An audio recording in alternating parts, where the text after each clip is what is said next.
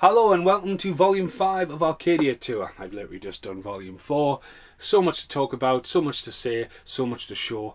More than enough for one video, so it's been split. I think we're talking at least 7, I'm hoping. I'm hoping. We just talked about that one, that drop. We did that entire drop here. We're now talking about this drop here. And I always just talk about stuff that you've seen in shot. Right, I'm forgetting how hard these are.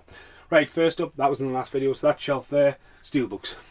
We're in alphabetical order, then I keep buying stuff, painting stuff. Got a Killer Clown from Outer Space sits there, mainly so I can put the camera there if I want to do a shot that way. It's easy enough set down, so set the tripod up. Behind there is normally like, it was meant to be like, oh, Steelbook of the Week. Because I'll look, and I'll be like, fucking hell, didn't even know I had that. I just have to have a look along and go, Warrior, really? But then stuff behind here, which you can't see, and you're like, what the fuck's that? Oh, and you're like, oh, well, there. But again, that Colour Out of Space and Mandy, again the new Nicolas Cage stuff. Fortunately hasn't found a home. That's just paperwork for tomorrow. But yeah, that is literally like the Steelbook collection. This is the Blu-ray A to Z. Now, we'll talk about that there. So that's the cupboard. That's when we close there. That's it. But this is a weird ass cupboard. So here you've got like a skyscraper standing, which I chopped up, and I just always found it funny. Again, just to hide the wardrobe. And then John McClane pop vinyl just swinging down there, which is really cool. But the Blu-ray sign's an official HMV one. For years I've worked in that department, and when we moved shops, that was going in the bin. I was like, I'm having that. Well, Gordon was like, where the fuck are you going to put that? I was like, I'll find a place. And it works perfect. It's the handle for the door. And that's Blu-ray. So, unfortunately, my Blu-ray section used to be in alphabetical order. It was the one thing I prided myself on. But this shelf here is just chaos. And pretty much what I've seen recently, or pretty much what I've used. I was trying to file it down in A to Z again. It's like, it's so weird because like, what would that bookcase be used for? Because it feels like it's missing a shelf. But yeah, you just need to look along and go, right, Daylight was a podcast recently. Tower Heist, Eddie Murphy, I just literally watched that 2 nights ago. X-Files on there, Eden Lakes there, I was just running around the hillside with that fucking Red Hill. And we're going to recommend any Blu-ray, Red Hill. Fucking amazing movie. Absolutely amazing. But yeah, literally, if I can find a place, it's going in there. Down this side, this was meant to be like classics, films I loved, and then it got sacrificed to the Ghostbusters tower up here, and I've got 2 Ghostbusters. I've got a Slimer, I've got the woman ghost up there, then Stave Push Marshmallow Man up there, who looks like he's moved recently. Yeah, he has. If you check out IT Dora, again plugging the show, we saw him in Wellington in Smith's Toy in the UK. We're doing ridiculously cheap and free delivery, so he turned up just as we got back. Keep on going down here so you can see to this. Yeah, you can see Mohawk. So down to this shelf here, as I say, Blu-rays, and then the mainly in alphabetical order, as I say, all the way back to the wall, and the sign D behind there. There's NWA. I just picked that up recently. I was going to put that in the car. I keep forgetting to put that in the car. Yeah, that's why it's been left there. Mohawk, bought him from HorrorCon. Funny story about that. I was with Jambo Shango and Randy Moore, and Britt was with us, and Gizmo's over here. He'll be in a couple of videos later. And I didn't know which one I wanted, and the guy does a really good deal on them. And Britt stepped in and goes, "Do you want them both?" And I did. But it's pretty cool to have a Mohawk. He's pretty evil looking motherfucker. But again, it's just like, you look at them and go, you can't really beat that. I mean, fuck. You know what I mean? He's fucking awesome, him. Like, literally awesome. That's the fucking coolest things about HorrorCon. Like, you meet people who, like, fucking, who made that. It's not like it comes in a box. And on that side right there, next to my cup of coffee, which isn't in the shot you've just seen, that is a Frighteners Steelbook signed by Jeffrey Combs. I'm going to take a drink on my coffee. Jeffrey was a cool cat. He's appeared in a couple of my videos now. The Frighteners, to me, was filmed in Wellington, and when I lived in New Zealand in 1996, The Frighteners was coming out. The Frighteners was a massive deal. This is well before the Lord of the Rings scenario, but when I was recently back in Wellington, walking around there with my brother, I was totally like throwing it back. I was gutted as well because Dean Wallace from E.T. was at that horror HorrorCon, and I never got to get to her. Just a busy day. So yeah, that's that shelf, that shelf, that shelf. And we'll talk about that. They're laser discs, they're not records. We're in alphabetical order, but they're a fucking nightmare. As you can probably see, there's an actual shelf, but we'll talk about that in the next bit. It's just a shelf dumped on top of it. So you've got Stay Push Marshmallow Man there, and it's really cool. I mean, that's a video disc, that one. I think that's really supporting the disc. But stuff like Jurassic Park's there, Highlander. There's only a couple of laser discs on display. I mean, Johnny Mnemonic has just been added in there, and see, Johnny Mnemonic's there, so I just had to push it in when I can. And funny enough, today the Johnny Mnemonic from Germany's been released, so I was going, well, that's sod's law, but at least I know what Johnny Mnemonic is. But I was looking for other stuff I'd be like, yeah, and the fucking spines are all over the place. So yeah, let's change the camera angle. So as you can see, this is where my editing chair is. So this is where I'll sit. You know, so if I stand up, I'll be like, hiya, you alright? I didn't realise I would probably have to take on this, but you've seen the cupboard anyway. So up here, as I've just talked about there, that's just a shelf, and that's like my top row VHS shop shelf. I'll try and stand this way so I'm not in the light. So you've got stuff that means something to us. Watches was originally over there. I fucking love that cover of Watches. Big Box Fido, One Crazy Summer, Money Train, which is a red, My Own Private Idaho, which I brought back from New Zealand, Darkman, Big Box Highlander, and Pump Up the Volume. There's some pretty cool ones. There's other stuff behind them that were on there. Stuff like Bed of Roses with Christian Slater, which you just don't see. But again, I've had these VHSs for so long. Trying to display them, I just, as if say that we're making that big fucking tower over there. This is what's cool about it. On top of that, it's a Highlander collection. Briefly, I thought my phone was ringing in the other room there. Briefly. So you got a hand up there, you've got Simba about to get fucking chucked to the wilderness. Again, Britney's invading a bit. On top of the roof there, you can see the Goonies poster coming out of there. And on top of there, they've got Event Horizon. And in the very, very corner, up here, is Backgammon. So yeah, just let the overlay on there, because Backgammon's pretty cool.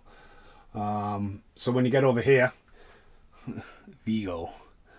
It's me, Vigo. That's just fucking wedged. It keeps falling over. This bit, it's just, it needs some more support, but what to do when you're moving, like. So yeah, along the top shelf as well, you've got a Goonies collection. Again, I would love I think, to be honest with you, the Goonies should be underneath the Goonies poster. It's just been one of those things. And dead in the corner, you've got a couple of VHSs I'll probably look for, but you've got like Coming to America, Robin Hood, the Jackal, there's a Lost Boys up there. They are VHSs I've had since I was a kid. So again, I was kind of sorting stuff out like that, but then it hasn't happened. Right, the elephant in the room, Stripe. That was my big treat for Quit Smoking too. Thanks to Carl and Sluggy for sorting that out. We think he came from the Warner Brothers shop, we're not sure, but again, he's so terrifying, he's proper solid. He's not like fucking running on the streets saying I'm hard as fuck, he's just solidly built. Behind them you got Mega Drive games, Thomas the Tank Roadmap, which, nostalgia, Therapy albums, 360 games, a fucking Metal Predator thing, fucking level. There's a Mohawk loose in there. There's a couple of pop vinyls back there. Urban Chaos is one of my favourite fucking Xbox games. There's a Donatello, Domunkius is there. Oh, it's fucking just loads of stuff. I mean, if it's up there, it's out the way, to be honest with you, but it's like the corner of the room you hardly ever see. You've got Lionel, Come From the Sky on the fucking back claw. You've got Horsey, still alive. Stuff with a t-shirt I was looking for ages. Mummy, Boris Karloff's there. Fucking just, honestly, God, there's just fucking loads of stuff. The poster and behind it as well is Frankenweenie. It's the original poster, and there's a Frankenweenie toy up there as well. Fucking hell, man, there's just so fucking much. On the ceiling as well, Jump Cut. Get Out, he was always sitting in the corner. Goonies poster. As I say, check out the room tour video, because you've got like Evil Eye art stuff on the top there as well, as well as Jason Miller's stuff. Just all printed on the roof there as well. This is pretty insane. Pretty insane. I'm sweating. I am absolutely sweating. Them halogen lights, man. Right, Jack, huge. One of Brit's crazy purchases. Honestly, if you've seen the other video, I had a small Jack for ages. He's pretty cool. He was here. well, clacked him a few times, didn't do any damage to him. But he was originally sitting in the corner where all the vinyls, because the vinyls used to be here. So we'd have a look at the vinyls then just chuck it on there. But I was tripping over them. Like vinyls, once it starts landsliding, are a fucking nightmare. There's a couple of like little LPs down here. I've been picking up frames. Unfortunately, the frame shop had none yesterday when I was in, but I'll be doing stuff like that. I mean, I'm not going to play it, but again, like Limp Bizkit, seen Limp Bizkit live, class. Like Lost Boys ones. Fuck.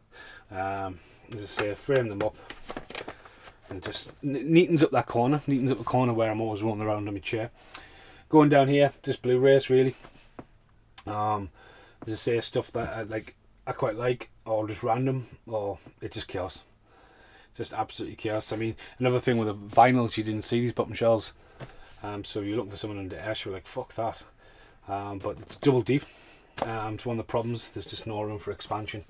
Aladdin and Genie are up there. There's a T-Rex fighting a fucking dinosaur in the background. Soundtrack CDs are up there as well, but I try to keep some order and chaos, but it's just fucking nuts. Bottom of the door as well. Back to the Future, Ghostbusters. But I even slit it as well, so I stuck them to the door, then slit it in half. Not really ever filled that out. A bit of wood there. But yeah, again, this is where my editing chair would normally be, so these little things. But even that, I had two of these, and one's at work, behind the telly at work, because stuff we watch at work, just screwed at the wall one day, and I was like, well, that's, you know what I mean, that's me trade for me Iron Man 3 poster. Well, yeah, as I say, it's just quite overwhelming sometimes. So again, you could talk about it from different angles and stuff like that, but yeah, it's all stored, I know where it is. But if Brit walks in, like say for example Brit comes in and she always watches really cool. I mean, Brit's in the other room now just reading because I can't have the telly on because I'm doing this, but like Brit will come in and go,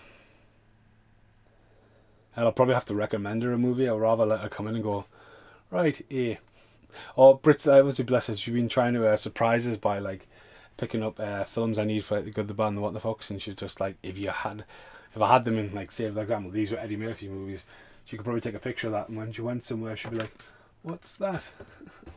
That is my house mortgage. Right, see you in the outtakes. First outtake, Zombie Man, Zombie Gnome, just sitting in the corner, totally forgot about him because he's behind them vinyls, bless him. Just hiding in the corner. Oh, God, it's so fucking hot. So fucking hot.